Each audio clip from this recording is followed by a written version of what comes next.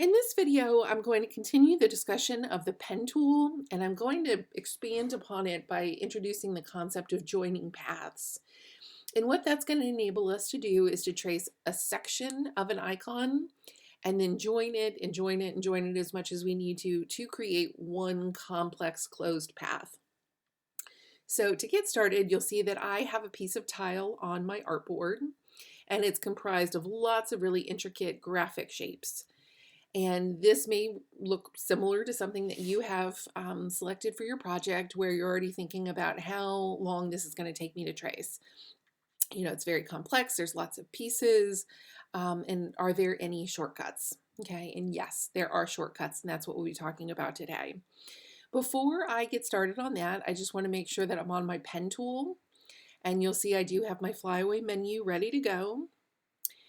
Also, I want you to always consider again on your toolbar what your fill and your stroke are set to. I always get questions regarding fill as you're tracing icons, because as you trace, you start to see color filling and it's hard for you to see what you're tracing. So again, before you even get started, go ahead and click on your fill to bring it to the front and designate none as the fill. Okay.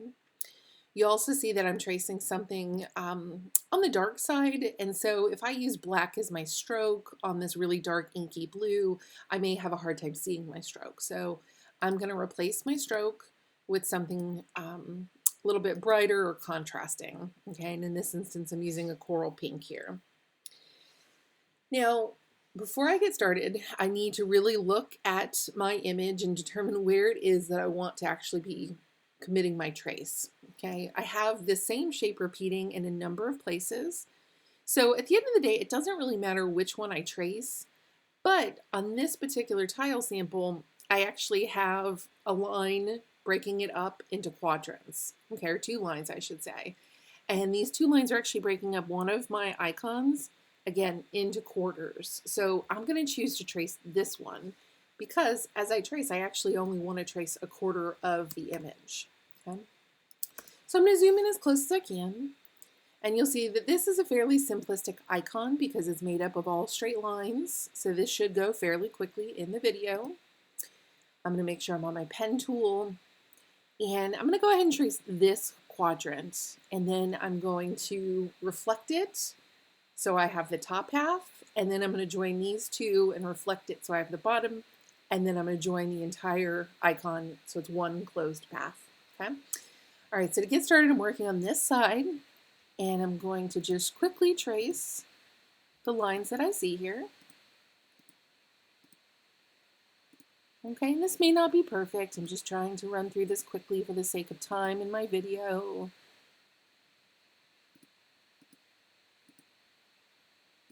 And the only note I really want to make here is that because I am joining, I need to make sure that I'm kind of situating my starting anchor and my ending anchor somewhere about the middle of this white line, okay? And so that way when I reflect and create these copies, the ending anchor and the starting anchors all sit on top of each other so they can be joined in a really predictable way, okay? All right, so I have traced 1/4 of my icon. Again, I started here, worked my way around, and I ended here. Now, using the concepts that you guys currently are aware of, you certainly could select this path with your black anchor, and you could simply do a copy and a paste, okay? Now, if I copy and paste, which I'll do quickly here, you're gonna see that it looks exactly like it does. Okay, the copy looks exactly like the original. And if I move this over here, I've got to do a rotation. I've got to try to situate this perfectly so my anchor points align. And if this one's not perfect, when I make the next copy, all of them are going to be a little off. So rather than using that technique, okay, I deleted that shape. I'm going to, again, select the open path that I have drawn, and I'm going to do a different kind of transformation. I'm going to go up to Object and Transform, and you're going to see that you have this option for reflect. Okay, and reflect is essentially mirroring. So I'm going to go ahead and choose that option. And you're going to see, because I have preview turned on, it's already previewing one of the options. If I turn it off, okay, you'll see what the original looked like. So with preview turned on and a vertical axis selected, okay, you'll see that essentially this was my original and it's mirroring the other side. And that is what I want that to look like over here. So that's perfect. But down here at the bottom, I want to make sure that you just take a beat and understand that if I hit OK right now, it's going to transform my original. And I don't want it to do that. I want it to make a copy. So I'll go ahead and hit copy here. You'll see I now have two paths, and I'll move the new version over. Okay. I just want to look to make sure it looks like my anchors are overlapping, because remember I have my starting anchor from this side and the starting anchor from that side. And for them to be joined, they need to be either very, very close together or sitting on top of each other. And this looks right, so I'm going to go ahead and say that this is good. And so now I'll use my black arrow and I'll click on one side, I'll click on the other to make sure that they're both selected. And I held the shift key as I did that. So remember, if I click one and then hold shift and click the other, both will be selected.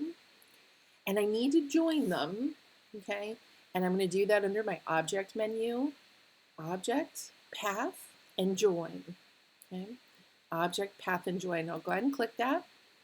And it doesn't look like anything happened, but if I click off and come back and click, you'll see it now selects the entire thing. And that's doing that because this open path has been joined with this open path.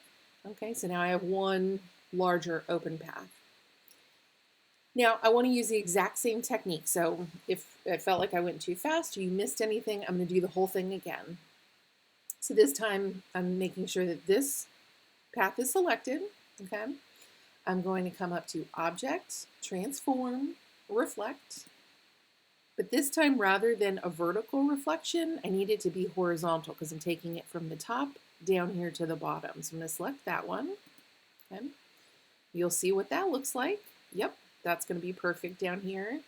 And again, I don't want to hit OK. Remember, if I hit OK, it's going to transform the original object. I need a copy. So I'm going to go ahead and click on copy. I now have two. I'll go ahead and drag this one down. Okay, again, just making sure that it looks like it's sitting on top or very, very close to the original. Okay, this looks pretty good. Looks maybe a little wide, but I think I traced it wide, so that's pretty much what that's going to look like. So I'm going to go ahead and accept that. And to now close this, okay, because again, if I click on one side and I click on the other, these are two separate open paths. I need to hold my shift key and select the other side to make sure that the entire two paths are selected. And again, I'm going to use the same technique. So object, path, and join. But the difference here is that I need to do it twice because I've got a path here. No, I'm sorry, not a path. I've got two anchors here that need to get joined, and I have two anchors here that need to get joined. And so when you use this option, again, object, path, and join, it's going to join the two anchors that are closest together. Okay, so I don't know which are closest at this point. They're probably the same, but I'm going to do join. That'll join one side, and I just need to do the same thing again. Object, path, and join. Okay. Now, in this instance, this actually didn't need to be done. It looks like it automatically joined both at the same time because they were both clearly sitting on top. And so this is one of those rare instances where it did work for me with one singular object, path, and join. But I want to make sure that you get in the habit of really understanding, okay, I've got, two or four, however many anchors that are sitting on top of each other that need to get joined, and making sure that you come up and do the corresponding number. So again, if I had four, I should be doing path join twice. Now, in this instance, again, I got lucky and that worked really well, but you'll see that I want you to get in the habit of doing it correctly because when we use this exact same technique with joining pieces in garments, you're going to see absolutely why you need to go through and join multiple times, okay? So just trust me, get in the habit of doing it the right way. If you get that pop-up saying that it's already joined, well, great. That's your confirmation that it is fully closed. And what I always like to do to sort of test that this is fully closed is I'll just reverse my stroke into my fill by using my curved arrow, okay? And that's filling exactly the way I would expect, and so I would consider this icon done.